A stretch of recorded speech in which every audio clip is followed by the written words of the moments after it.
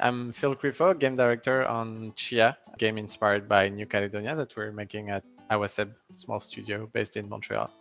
So, can you folks talk about where the idea for this game came from? And if you don't mention Wind Waker, I'm going to be very disappointed. I'm gonna try to circle around that one because I don't want to disappoint you.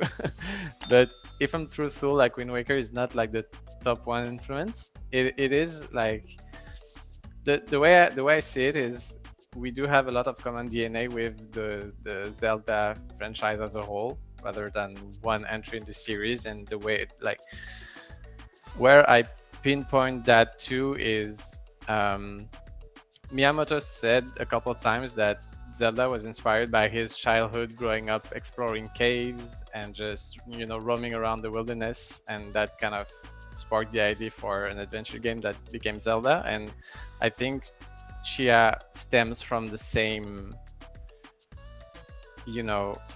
nostalgia for childhood wonder and exploration. And so I think that's where kind of like the two games stem from. And so, there's a lot of stuff that evolve from there that make them like thematically and mechanically related in some ways.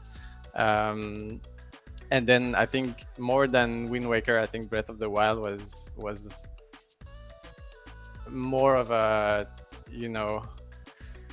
landmark for us in terms of what sandbox open world gameplay and mechanics could be like modern sandbox stuff. So we kind of reflected on Breath of the Wild, I think, a bit more. But ultimately, it might be a weird answer, but I think GTA might be a strong influence because what they're doing is world building based on real life locations, which Zelda is not. Like, it's like purely like fantasy locations, and GTA has that has always have that vision on a real place, but making it fictional and kind of taking the essence of a real place to make it an interesting world to explore. And that's what we've done. So I think in terms of world building, we're probably closer to GTA, even if it's like thematically and mechanically we're very different. But yeah, we've all, like, everybody has dreamed of, when you're playing GTA as a kid, you're like, can you imagine if they would make a GTA in our hometown and things like that. And that's basically what we've done with Tchia in a way. No, it's interesting. You just talk about, like, just you're talking about open world games, specifically the go anywhere concept that GTA started, and then Yes. Breath of the Wild that again honed that formula even better. And now we're seeing a lot of inspirations from that game coming off many years it's been out. So you can talk about some of the challenges about designing an open world sandbox as opposed to like a linear game. So there are challenges. Like, I want to start the answer with, it's also very fun to do. I think like more fun than designing a linear, like very tailored experience, because while you're making it, it's like from the get-go we wanted to build a toy box, and it felt like that making it, so it was a very fun process because you're making a lot of small bits of fun content. So that's a cool stuff to work on, but it's a challenge because it's a house of cards. Like, everything kind of works. If all the mechanics work, everything works, but if one crumbles, then the whole thing is gone. So that's challenging in terms of having faith in the project, because for long stretches of development, you're like, okay, this mechanic is broken, and so the game doesn't work just because of a very simple mechanic that's broken. Let's say the glider mechanic doesn't work, is broken for a while, then all the exploration doesn't work, so you cannot experience the side content because you're having trouble exploring. Then the combat is impossible to balance because that's a core mechanic of locomotion that's like ingrained into our combat system as well. So that's, I think, the most challenging thing is, having faith that all the pieces will lock in place together when they're ultimately all working. But it's a bit of a leap of faith at times. Can you talk about the role music plays in your game? Like, music was at the very start of the project a big piece, just because we're inspired by real culture. We wanted to portray it in all its aspects, and music is a very big part of New Caledonian culture, which is what the game's inspired by. And when we started building our toy box, we really wanted a musical element to it, and we very early on designed the ukulele mechanic, which is like a fully playable virtual ukulele that you can play, and it slowly sipped into the story and the open world exploration as well, which is like you will have like bonding moments with characters where you're gonna play songs with them. So you have like rhythm games, rhythm gameplay, like very light rhythm gameplay segments, and then you also have like magic melodies that you can play in the open world to like trigger different effects, like spawn animals, change the time of day, and things like that.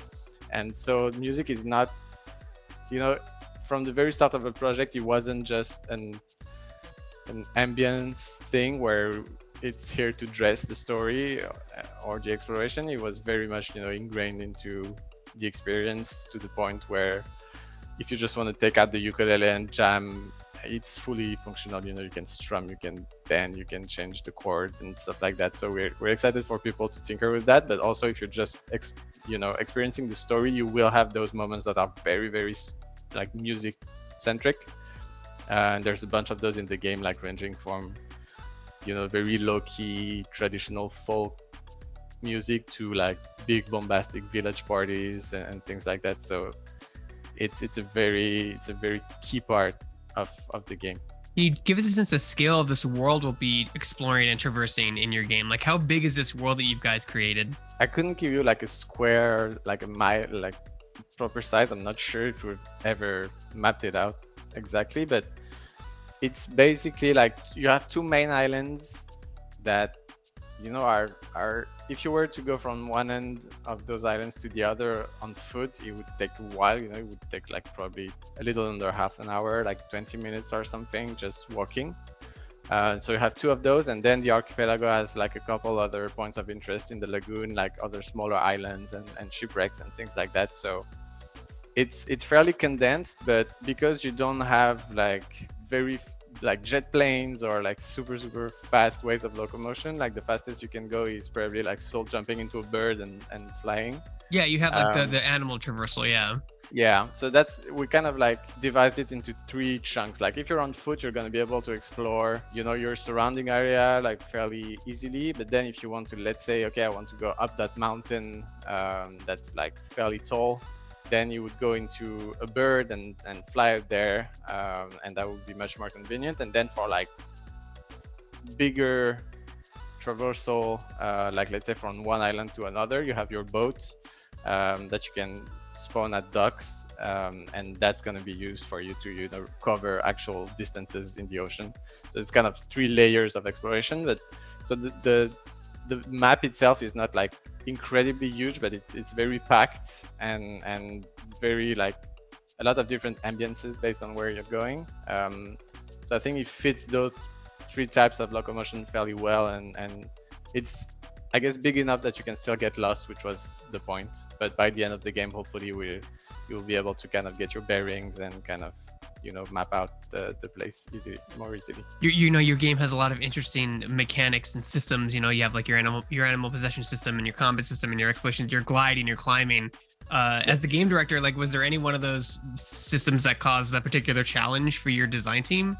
Sure, most of them.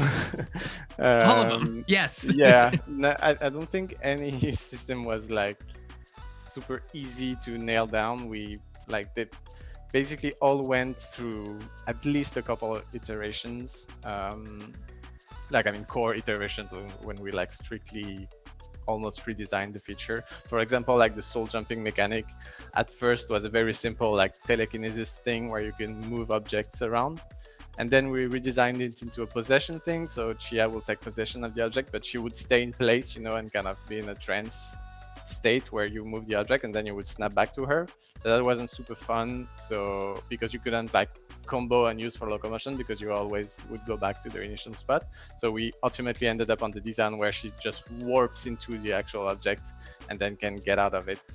So you can use that for locomotion. So that's kind of an example of, you know, how many revisions some mechanics go through. And oftentimes it's like the mechanics that seem like the simplest one, like let's say the climbing mechanic. Okay, you jump on a wall, she grabs onto it, and you can climb it by pressing the stick. You know, it seems like fairly straightforward, but when you take into consideration that she has to be able to go into every nook and cranny of the rocks, she has to be able to kind of, curve around places. She has to be able to climb onto moving stuff. She has to be able to climb on fully physics-driven trees. And it seems like a simple idea at first, but it was probably one of the most challenging mechanics to make the free climbing system that we have. So sometimes, the very flashy ones are not the hardest, and vice versa. As a game director, we talked about this a little bit, but when you have this huge open world you can explore and go anywhere, what are some of the challenges when directing the player to either complete the story or to a location? Like, what are the challenges of like kind of funneling him naturally into a zone you want him to be in, or them to be in, excuse me? Yeah, that's a good question. Like I mentioned, like the size of our world kind of helps with that in the sense that you will always have a landmark or a point of interest within view. We will never be like in a total no man's land with nothing to do. So just looking around, you will find stuff to do. And then I guess that's the stance we took early on, is that we're designing a sandbox oriented open world. So we decided to, take that step back and say, okay, ultimately we like trying to guide players too much is kind of goes in the opposite way of building a sandbox experience. You want to be able to trust your players. So we decided, okay, we're gonna pack this world with a bunch of fun stuff, with a cool story, and then if we do our job right, then the player will want to get engaged and will want to go and explore and do stuff. So we decided to design our map system with no like player marker and things like that, just because we trusted that our system and our world building and our open world level design was strong enough. But yeah, it's a bit scary to let people jump in. We do have an introduction to the game where you're kind of more gated. You learn the base mechanics. You kind of get the key items, one by one, and they're tutorialized a bit, so that helps. But once the open world opens, then you're very much free to go. And I think the intro does a good job at getting you up to speed, and then it's just a matter of there's the cool stuff on top of that mountain, I'm gonna go there, and that leads into the next cool thing. And then you have your map and your journal that kind of, if you don't know what to do, you can open those and you're like, oh, there are races I can do. Okay, let me find a race on the map and try to go there and things like that. So it's more of the players' will to have fun, rather than us like feeding the fun to them. What are you most excited about for players to experience with your game in particular? Well, I definitely want them to, have fun exploring, having fun with the mechanics, the soul jumping, like doing cool combos, cool tricks and stuff like that. That's one thing that I think works, and I'm sure people will enjoy it. Well, I hope so, but I think it's fun, and I'm sure some will enjoy it. I really want people to engage with, what I really hope at least some people would engage with, is the story and the cultural background behind it, because I really feel like we're telling a story in a way that's different from most games. We're inspired by a real place. We have characters speaking in real local languages. We have landmarks that are inspired by real places.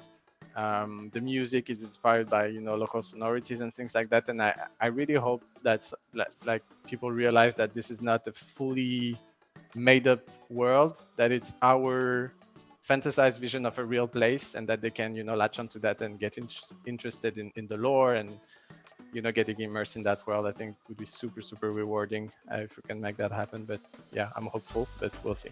And just because I have to ask, do you have any plans for Nintendo Switch? Open world sandbox is stylistic, be great on Nintendo Switch. We don't have any plans for the future right now. Like, we're so focused on shipping this game that right.